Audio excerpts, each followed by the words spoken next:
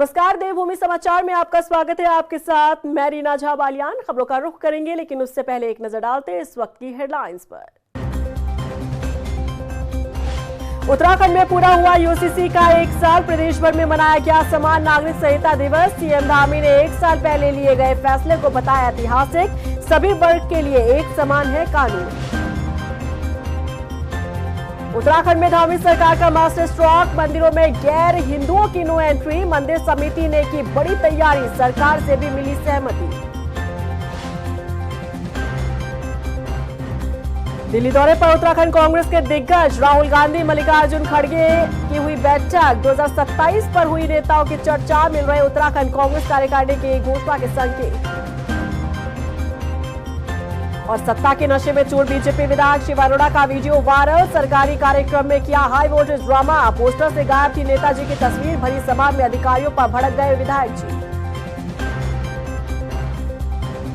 और चलिए अब बुलेटिन की शुरुआत कर लेते हैं। मंगलवार को राजधानी देहरादून में समान नागरिक संहिता के 1 साल पूरा होने पर कार्यक्रम का आयोजन किया गया, जिसमें मुख्यमंत्री पुष्कर सिंह धामी ने शिरकत की। इस मौके पर सीएम धामी ने सरकार के 1 साल पहले लिए गए फैसले को देश के लिए ऐतिहासिक बताया। उन्होंने कहा कि प्रदेश में यूसीसी के लागू होने से सभी धर्म, जाति, वर्ग के लोगों को समान अधिकार के तहत लाभ मिल रहा है। सीएम ने यूसीसी की कमेटी में शामिल लोगों का भी आभार जताया। वहीं कार्यक्रम में शामिल हुए गृह विभाग के विशेष सचिव निवेदिता कुकरेती ने भी कानून की तारीफ की। देवभूमि उत्तराखंड को गौरव प्राप्त हुआ कि देश की आज़ादी के बाद पहला राज्य उत्तराखंड बना जहां समान नागरिक संहिता का कानून लागू हुआ। आदरणीय प्रधानमंत्री श्री नरेंद्र मोदी जी के नेतृत्व में, उनकी प्रेरणा से हमने प्रदेश के अंदर इसको लागू किया और उत्तराखंड की जनता ने इसके लिए हमको मैंडेट दिया था, अपना आशीर्वाद दिया था। और सभी को समानता, समरसता, सभी को समान न्याय, किसी पंथ, किसी जाति, वर्ग, कोई भी हो, सबके लिए एक समान कानून। देखिए, यूसीसी जो है समरसता और समानता की बात करती है, समानता से समरसता की बात करती है। इसमें महिलाओं के लिए और आसानी जो है की गई है। महिलाओं को समान अधिकार जो हैं दिए गए हैं, जहाँ तक कि प्रॉपर्टी का मैटर है। इसी के साथ साथ जो बच्चे किसी भी रिलेशनशिप से पैदा हों, उनको भी जो है समान अधिकार दिया गया है। उत्तराखंड के मंदिरों में गैर की एंट्री पर रोक लगा दी गई है। चारधाम हो या फिर बीकेटीसी के अंडर आने वाले मंदिर, गैर हिंदुओं को एंट्री नहीं मिलेगी। इसे लेकर जल्द ही आदेश भी जारी हो जाएगा। बीकेटीसी के इस कदम को जहां बीजेपी जनभावना की मांग बता रही है, तो वहीं कई लोग बेचैन दिख रहे हैं। देखिए रिपोर्ट। चारधाम में गैर हिंदुओं की नो एंट्री। मंदिरों में गैर हिंदुओं की एंट्री पर बैन। धामी ने उड़ाया किसका चैन। उत्तराखंड के चारधाम समेत बीकेटीसी के अंडर आने वाले मंदिरों में गैर हिंदू एंट्री नहीं ले पाएंगे। गंगा घाट में गैर हिंदुओं की नो एंट्री के बाद बद्रीनाथ, केदारनाथ मंदिर समिति भी उत्तराखंड के प्रमुख मंदिरों में गैर हिंदू के प्रवेश पर प्रतिबंध लगाने जा रही है। इसके लिए मंदिर समिति की बोर्ड बैठक में अंतिम मुहर लगाई जाएगी, जिसे लेकर बीकेटीसी के अध्यक्ष हेमंत द्विवेदी का कहना है कि देवभूमि उत्तराखंड की धार्मिक और सांस्कृतिक परंपराओं की रक्षा सर्वोपरि है। केदार खंड से लेकर मानस खंड तक स्थापित मंदिर श्रृंखला में परंपरागत रूप से गैर हिंदू का प्रवेश प्रतिबंध रहा है, लेकिन गैर बीजेपी सरकारों के समय परंपराओं का उल्लंघन होता रहा है। इसके लिए विधिवत अनुपालन सुनिश्चित हो सके, इसके लिए बीकेटीसी जल्द कदम उठा रही है।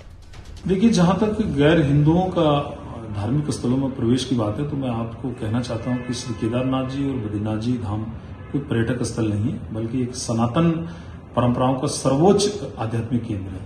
यहाँ प्रवेश का प्रश्न नागरिक का अधिकार नहीं, बल्कि धार्मिक आस्था और परंपराओं का है। आदि शंकराचार्य जी इस पूरी व्यवस्था को बना के गए थे और ये आदिकाल से ये व्यवस्था चली आ रही है। उसी का पालन हम लोग कर रहे हैं और समय समय पर लोगों की लंबे समय से ये मांग रही है कि जो हमारे धार्मिक स्थल हैं, जो हमारे इस तरह के जो बड़े धाम हैं, इन स्थलों पर जो है कि गैर हिंदुओं को प्रवेश जो है कि वर्जित होना चाहिए। और हमारे जो हक हकूकदारी है, हमारे जो केदार सभा है, हमारी डिम्बर पंचायत है, चाहे यमुनोत्री हो, गंगोत्री हो, स्थानीय हक हकूकदारी हो, सबने इस बात का स्वागत किया और ये माना है। वहीं मुख्यमंत्री पुष्कर सिंह धामी ने इस मामले को लेकर कहा कि हमारा पहले से ही स्पष्ट मत है। पौराणिक और धार्मिक स्थलों के संचालक और देखरेख करने वाले लोगों का जो मत होगा उस राह में सरकार आगे बढ़ेगी। पौराणिक मंदिरों और स्थान में पूर्व से ही गैर हिंदुओं के प्रवेश पर कानून बने हुए हैं। सरकार उनका अध्ययन कर रही है, जल्द फैसला लिया जाएगा। वहीं कैबिनेट मंत्री गणेश जोशी ने भी फैसले का समर्थन करते हुए इसकी सराहना की है। बहुत स्पष्ट मत है, पहले से ही हमने कहा है कि चूँकि जितने भी ये धार्मिक स्थल हैं, जो भी हमारे पौराणिक स्थल हैं, हमारे देव स्थान हैं, इन स्थानों को देखने वाले, उनका संचालन करने वाले वहाँ के सभी हमारे जो धार्मिक संगठनों के लोग हैं, तीर्थ सभा के लोग हैं, गंगा सभा के लोग हैं, केदार सभा के लोग हैं, बद्री केदार मंदिर समिति के लोग हैं, हमारा पूज्य संत समाज है, वो सब जो भी चूँकि वही उसका संचालन करते हैं, हमने कहा है कि उनकी जो भी उसमें राय होगी या जो उनका मत होगा उसके अनुसार ही सरकार आगे बढ़ेगी। और ये स्थान हमारे बहुत पौराणिक महत्व के स्थान हैं और इन स्थानों के पहले समय में कुछ कानून भी बने हुए हैं। हम उन कानूनों का भी अध्ययन कर रहे हैं, उसके आधार पर हम आगे बढ़ेंगे। का मदीना में हम नहीं जा सकते हैं तो हमारे जो सरकार के, चाहे अयोध्या हो चाहे हमारे चार धाम हो, तो वहाँ भी इसी प्रकार की व्यवस्था होनी चाहिए। अन्य धर्म के लोगों को वहाँ पर नहीं जाना चाहिए और मुख्यमंत्री जी ने जो उसका वो किया, मैं भी उसका समर्थन करता हूँ। जो भी हमारे सनातन धर्म के मान बिंदु हैं, धार्मिक स्थल हैं, उसमें हर व्यक्ति का ये नैतिक धर्म है, दायित्व है कि वो सब धर्मों का सम्मान करे, लेकिन पूजन पद्धति अपनी सबकी अलग अलग है। इसलिए सनातन धर्म के जो मंदिर हैं, सनातन धर्म के जो भी हमारे मंदिर हैं, मठ हैं, उनमें तो सनातन धर्मावलंबी का ही प्रवेश उचित रहेगा। वहीं मुख्य विपक्षी दल कांग्रेस ने सरकार पर तुष्टीकरण की राजनीति करने का आरोप लगाते हुए कहा कि बीकेटीसी को ये बताना चाहिए कि गुफा की खोज किसने की थी, वो कौन से धर्म का था और जो खच्चर और घोड़े ले जाकर सेवा दे रहे हैं वो कौन से धर्म के हैं, व्यवस्था करके वहां तक ले जाते हैं वो कौन लोग हैं। तो इस देश में जो प्रेम और भाईचारा है उसे तोड़ने की कोशिश ना की जाए। व्यक्ति को अपनी हद पता है, हर व्यक्ति को पता है कि उसको कहां तक जाना है और उसकी क्या सीमाएं हैं। भारतीय जनता पार्टी की सरकार और उनके कार्यकर्ता, उनके पदाधिकारियों को ये बताना होगा कि इस राष्ट्र में संविधान का शासन है या किसी हिटलर का शासन है, या उनको खुलकर बताना होगा कि ये देश संविधान से चलता है और संविधान के द्वारा दिए गए प्रदत्त अधिकार और कर्तव्यों का निर्वहन करने की जिम्मेदारी सबकी, और जो सत्ता पक्ष के लोग हैं उनकी ये जिम्मेदारी ज़्यादा हो जाती है। तो स्टेटमेंट देने से पहले उनको बताना होगा और सरकारों ने उनके इन स्टेटमेंट्स पे क्या एक्शन लिया ये भी उनको बताना होगा, क्योंकि संविधान की रक्षा करने की जिम्मेदारी सरकारों की। और जब ओथ ली जाती है, मुख्यमंत्री से लेकर मंत्री तक इस बात की बात करते हैं कि राष्ट्र और राष्ट्र के संविधान की रक्षा करेंगे, तो क्या वो अपनी कसम को पूरा कर रहे हैं, ये मेरा प्रश्न। बीते कई सालों से उत्तराखंड के साधु संतों के साथ मंदिरों और धार्मिक स्थलों की समितियों के अध्यक्ष ये मांग कर रहे हैं कि गैर हिंदुओं का प्रवेश वर्जित किया जाए। इतना ही नहीं, बीते साल केदारनाथ से विधायक आशा नौटियाल भी गैर हिंदू के आने पर प्रतिबंध लगाने की मांग कर चुकी है। लेकिन सवाल ये उठता है कि अधिकतम बद्रीनाथ और केदारनाथ में घोड़े खच्चर संचालकों के साथ साथ बद्री केदार में मास्टर प्लान में काम कर रहे अधिकतम मजदूर गैर हिंदू हैं। सरकार को ये भी अध्ययन करना चाहिए कि अगर ये फैसला लिया जाता है तो इससे पर्यटक दृष्टि से कितना नुकसान उत्तराखंड को पहुंचेगा। हालांकि श्रद्धा के अनुसार देखा जाए तो ये एक ऐतिहासिक फैसला सरकार के द्वारा हो सकता है।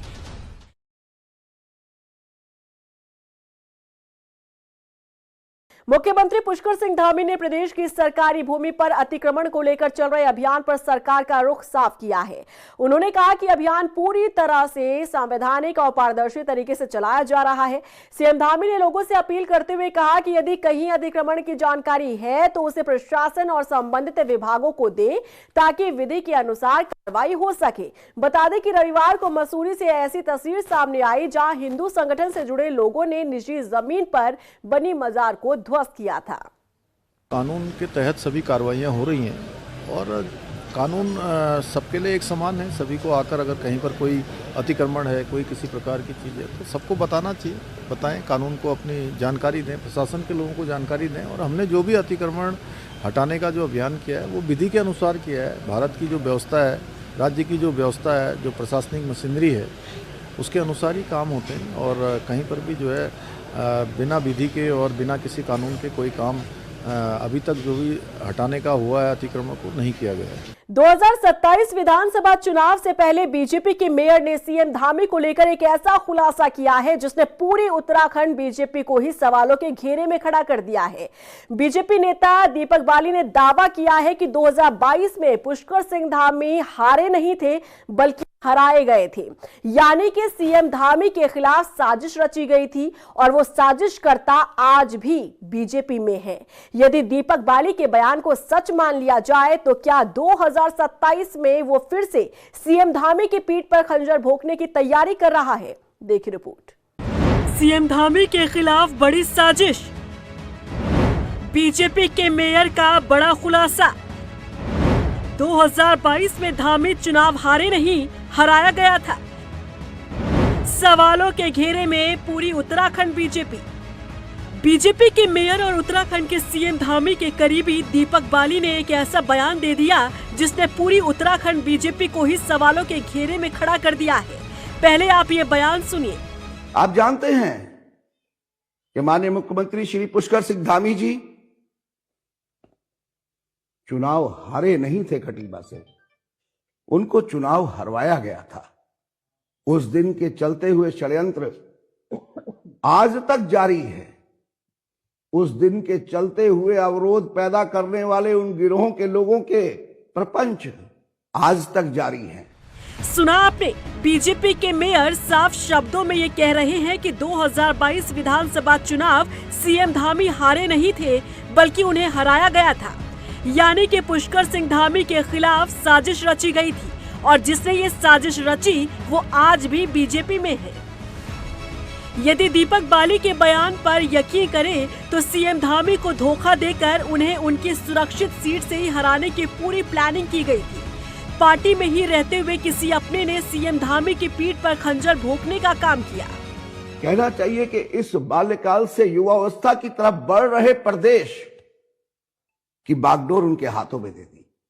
यह विश्वास था उस पार्टी संगठन का, लेकिन यह भरोसा और विश्वास उनको रास नहीं आया और ऐसे लोगों ने एक कहना चाहिए कि एक गिरोह के रूप में सक्रिय रूप से ऐसे काम करने शुरू कर दिया कि जैसे वो भारतीय जनता पार्टी के अंग नहीं है, वो विपक्ष के लोग हैं और लगातार उनके ऊपर आरोपों और प्रहारों का एक ऐसा सिलसिला जारी किया ये जो आज तक जारी है। अब दीपक बाली कितना सच बोल रहे हैं ये उनसे बेहतर कोई नहीं जानता, लेकिन उनकी बातों पर इसलिए यकीन किया जा सकता है क्योंकि जिस चुनाव की बात कर रहे हैं दीपक बाली, उस दौरान वो खुद आम आदमी पार्टी से चुनाव लड़ रहे थे और विरोधी खेमे में क्या चल रहा है, कौन सी साजिश रची जा रही है, इसकी जानकारी अपनों से बेहतर दूसरों के पास होती है।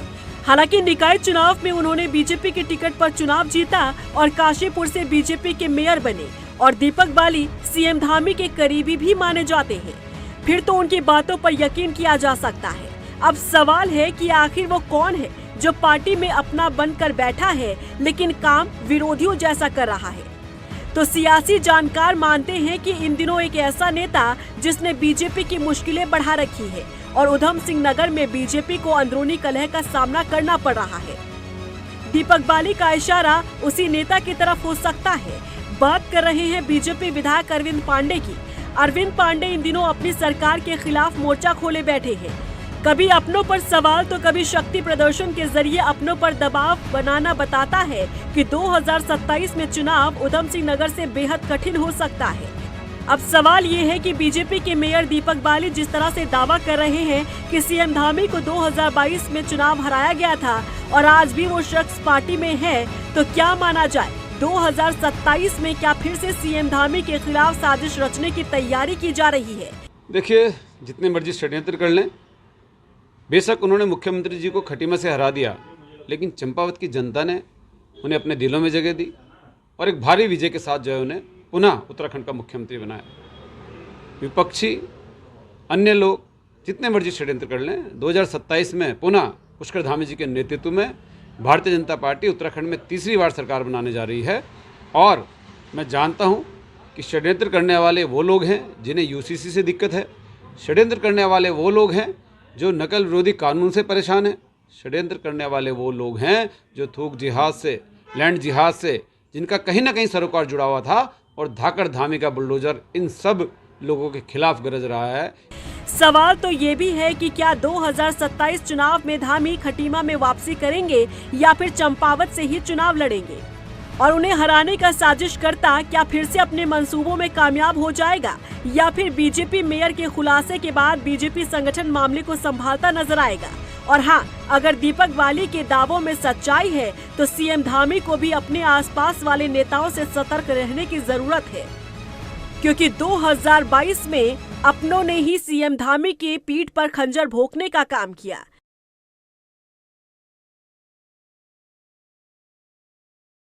बीजेपी के नेता सत्ता के नशे में इस कदर चूर हैं कि उन्हें अपने स्वागत में जरा सी भी कमी मंजूर नहीं।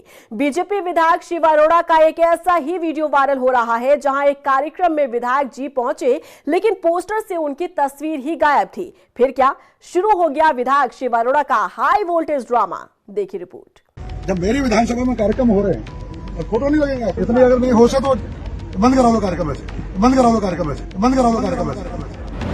सत्ता के नशे में चूर विधायक शिव अरोड़ा, कार्यक्रम में शिव अरोड़ा का हाई वोल्टेज ड्रामा, पोस्टर से नेताजी की तस्वीर गायब, भड़क गए साहब।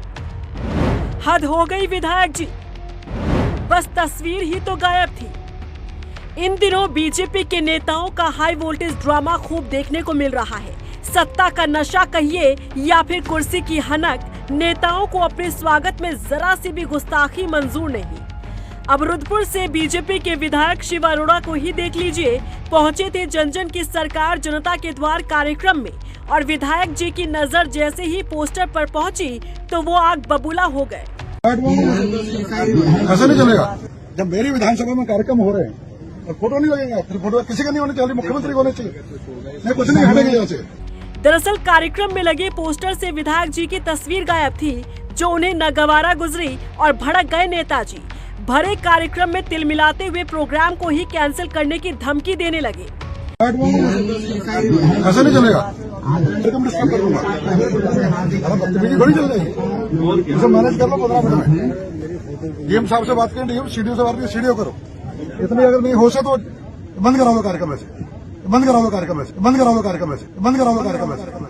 मैसेज खराब कराने के लिए क्या हो गया? ये क्यों ये प्रोटोकॉल है। जब मेरी विधानसभा में कार्यक्रम हो रहे हैं और फोटो नहीं लगेगा, फिर फोटो किसी का नहीं होना चाहिए, मुख्यमंत्री होने चाहिए। मैं कुछ नहीं हटेंगे यहाँ से, हटेंगे यहाँ से।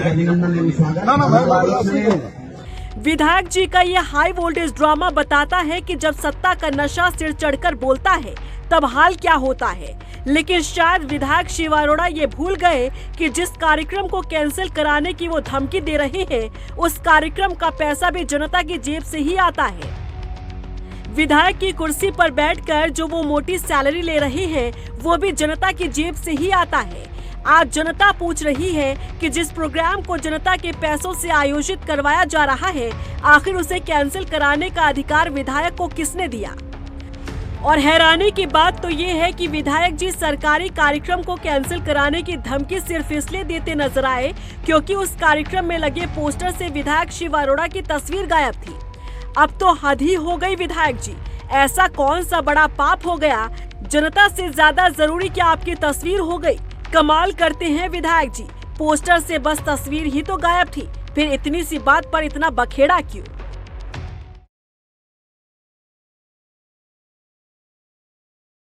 उत्तराखंड के पूर्व मुख्यमंत्री और महाराष्ट्र के पूर्व राज्यपाल भगत सिंह कोश्यारी को पद्म भूषण सम्मान मिलने जा रहा है।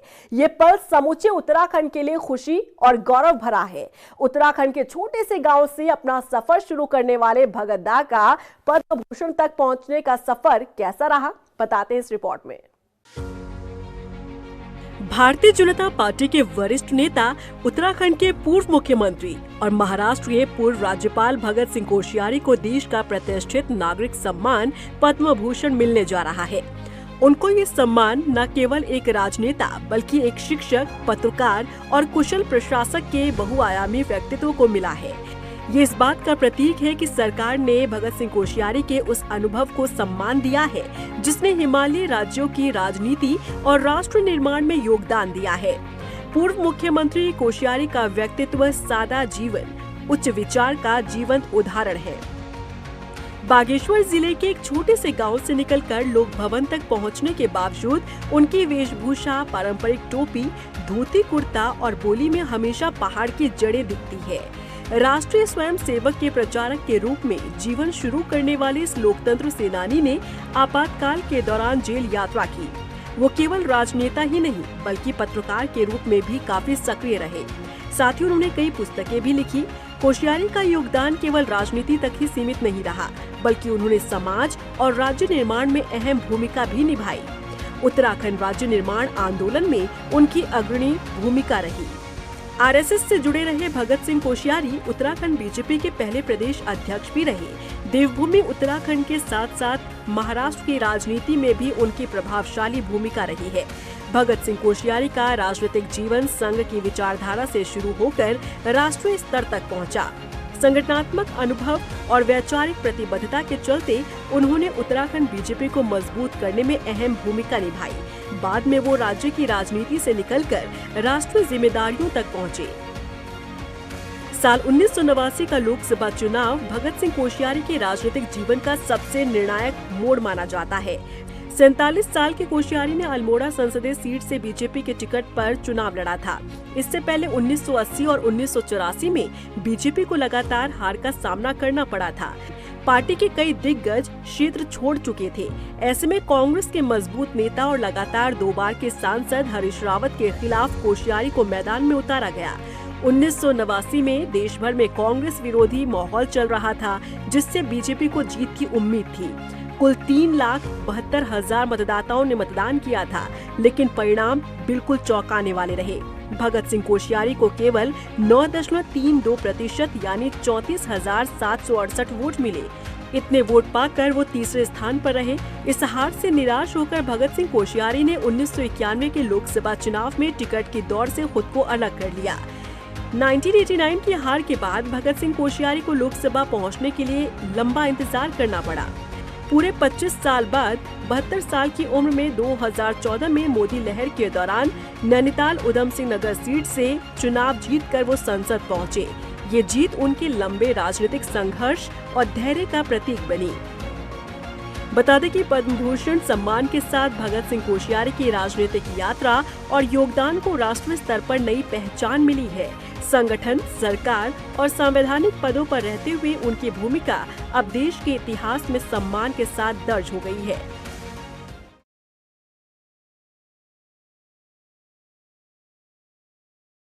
मंगलवार को उत्तराखंड की राजनीति से जुड़ी दुखद खबर भी सामने आई। बता दें कि टिहरी जिले की घनसाली विधानसभा के पूर्व विधायक बलबीर सिंह नेगी का लंबी बीमारी के बाद निधन हो गया। जानकारी के मुताबिक बलबीर सिंह नेगी का राजधानी देहरादून स्थित कैलाश अस्पताल में इलाज चल रहा था। इलाज के दौरान उन्होंने अंतिम सांस ली। बलबीर सिंह नेगी घनसाली विधानसभा के 2 बार के विधायक थे। उनके निधन की खबर से पूरे क्षेत्र में शोक की लहर है। उनके निधन से उत्तराखंड की राजनीति के लिए अपूरणीय क्षति माना जा रहा है। उत्तराखंड कांग्रेस ने भी यूजीसी में हुए बदलाव पर केंद्र सरकार को घेरा है। प्रदेश प्रवक्ता शिषपाल सिंह बिष्ट का कहना है कि लोगों में यूजीसी बिल को लेकर कई शंकाएं हैं। छात्रों को लग रहा है कि ये बिल उन पर थोपा जा रहा है। सरकार उनके उत्पीड़न का रास्ता खोल रही है। ऐसे में सरकार को चाहिए कि वो स्थिति साफ करे, सभी को संविधान के अनुसार अपने अधिकारों की सुरक्षा का आश्वासन दे। देखिए, यूजीसी को लेकर के जिस तरीके से देश के अंदर एक माहौल जो है खड़ा हो गया है, लोग समझ नहीं पा रहे हैं कि ये सरकार आखिर किस लिए यूजीसी का बिल लेकर के आएगी, कैसे जो है इसको और क्यों इसको जनता के ऊपर थोपा गया है, जबकि इसकी ज़रूरत नहीं थी। और वैसे भी आप देखिए कि यूजीसी में जिस तरीके से आप जो है छात्रों के उत्पीड़न का रास्ता खोल रहे हैं। राजधानी देहरादून पहुंची समाजवादी पार्टी उत्तराखंड कार्यकारी अध्यक्ष महेंद्र शुभम गिरी का कार्यकर्ताओं ने स्वागत किया। इस मौके पर महेंद्र शुभम गिरी ने पार्टी के राष्ट्रीय अध्यक्ष अखिलेश यादव का आभार व्यक्त किया। उन्होंने बताया कि समाजवादी पार्टी प्रदेश में 2027 के चुनाव की तैयारी कर रही है। कार्यकर्ता प्रदेश की जनता को समाजवादी पार्टी की रीति नीति से रूबरू करवा रहे हैं। समाजवादी पार्टी प्रदेश में अपनी मजबूत पकड़ बना रही है। तो रामानुज जी, जितने भी मीडिया बंधु हैं, मैं सभी को प्रणाम करता हूं। सबसे पहले तो हम पर्यावरण संरक्षण, गंगा जी का स्वच्छ गंगा जी और जो खंडित प्रतिमा घाटों में पड़ी है, मैं धार्मिक नगरी हरिद्वार से आता हूं, कुंभ नगरी में, और आप देखिए कुंभ नगरी में इतने गड्ढे पड़ रखे हैं, अभी भी रोडों में एक्सीडेंट हो रहा है, अभी भी लोग गिर रहे हैं। तो 2027 में हम खाता भी खोलेंगे और सरकार में शामिल भी होने का पूरा कोशिश करेंगे। रुद्रपुर के कोतवाली परिसर में पूर्व पालिका अध्यक्ष मीना शर्मा ने पूर्व बीजेपी विधायक राजकुमार ठुकराल के खिलाफ धरना दिया और पुलिस प्रशासन पर भी हिला हवाली का आरोप लगाया। दरअसल ये मामला कथित ऑडियो से जुड़ा हुआ है। पूर्व पालिका अध्यक्ष मीना शर्मा की माने तो 1 साल पहले ये ऑडियो वायरल हुआ था, जिसमें उनके और उनके पति को लेकर आपत्तिजनक शब्दों का इस्तेमाल किया गया था। मीना शर्मा ने बताया कि पुलिस से शिकायत करने के बाद भी कोई एक्शन नहीं हुआ। महिलाओं को जब तक न्याय और सम्मान नहीं मिल जाएगा और इसमें जांच नहीं हो जाएगी कि दोषी व्यक्ति कौन है, हो सकता है कि राजकुमार ठुकराल दोषी हो ही ना, मैं तो ये कहना चाहती हूँ, ना हो दोषी, किसी ने उनको फंसाने का काम किया हो, षड्यंत्र किया हो, उनकी वॉइस सैंपलिंग हो जाए और वो अगर ये मान लेते हैं कि हाँ ये AI और डीफेक का ये वीडियो नहीं है, ये अभी तक तो उनको माफी, अगर उन्होंने गलती की है तो मांग लेनी चाहिए थी। भगत सिंह चौक में आप सब प्रेस को बुलाते और कहते कि बहन मैंने गलती करी, उस समय मैं बोल गया हूँ, मुझे माफ करो। ये मीना शर्मा वो व्यक्ति है कि माफ कर सकती थी।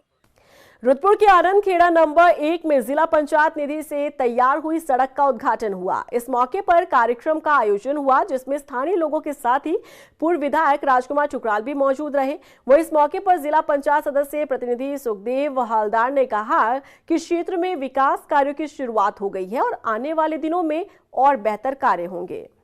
आज बहुत शुभ दिन है, क्योंकि आज के दिन चुनाव के समय जो भी मेरे वादे थे, जो इस गांव के लिए जो मेरा प्रथम वादा था कि कई सालों से यहाँ पे हर प्रत्येक वर्ष महानाम संकीर्तन होता है और इस कार्यक्रम के दौरान जो भी दिक्कतें थी, इस सड़क को जो है नीचा होने की वजह से गांव वालों को बहुत सारी दिक्कतों का सामना करना पड़ता था।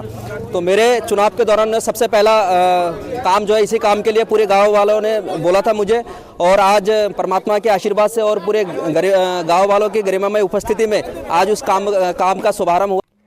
अल्मोड़ा में पुलिस को बड़ी कामयाबी हाथ लगी है। यहां चेकिंग के दौरान पुलिस ने बाजपुर जा रहे नशा तस्करों को दबोचा है। मामले का खुलासा करते हुए थाना अध्यक्ष अवनीश कुमार ने बताया कि आरोपी के पास से करीब 2 लाख से अधिक कीमत का गांजा बरामद किया गया। बता दें कि आरोपी पर NDPS एक्ट के तहत मुकदमा दर्ज किया गया है। और इसी के साथ फिलहाल इस बुलेटिन में बस इतना ही, लेकिन चलते चलते एक नजर डालते इस वक्त की हेडलाइंस पर। उत्तराखंड में पूरा हुआ UCC का 1 साल, प्रदेश भर में मनाया गया समान नागरिक संहिता दिवस। CM धामी ने 1 साल पहले लिए गए फैसले को बताया ऐतिहासिक, सभी वर्ग के लिए एक समान है कानून। उत्तराखंड में धामी सरकार का मास्टर स्ट्रोक, मंदिरों में गैर हिंदुओं की नो एंट्री, मंदिर समिति ने की बड़ी तैयारी, सरकार से भी मिली सहमति। दिल्ली दौरे पर उत्तराखंड कांग्रेस के दिग्गज राहुल गांधी, मल्लिकार्जुन खड़गे की हुई बैठक। 2027 पर हुई नेताओं की चर्चा, मिल रहे उत्तराखंड कांग्रेस कार्यकारिणी की घोषणा के संकेत।